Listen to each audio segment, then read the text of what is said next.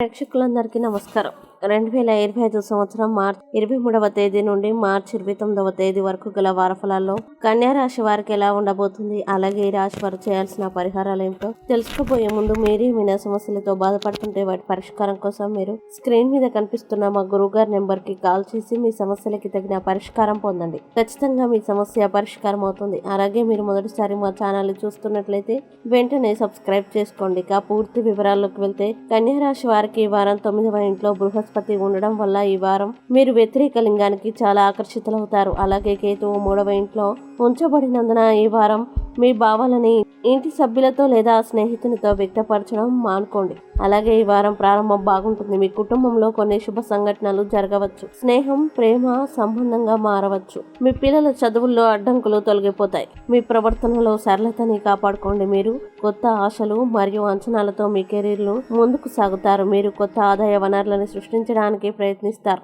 మీరు ఇతరులకి సహాయం చేయడానికి సిద్ధంగా ఉంటారు. మీరు రియల్ ఎస్టేట్ పై డబ్బు ఖర్చు చేయవచ్చు. మీరు ఇలాంటి భావజాలం ఉన్న స్నేహితులతో గొప్ప సమయాన్ని గడుపుతారు. ఇంకా ఈ వారం ప్రారంభంలో మీకు కార్యాలయంలో కొన్ని చాలా కష్టమైన పనులు ఇవ్వబడతాయి.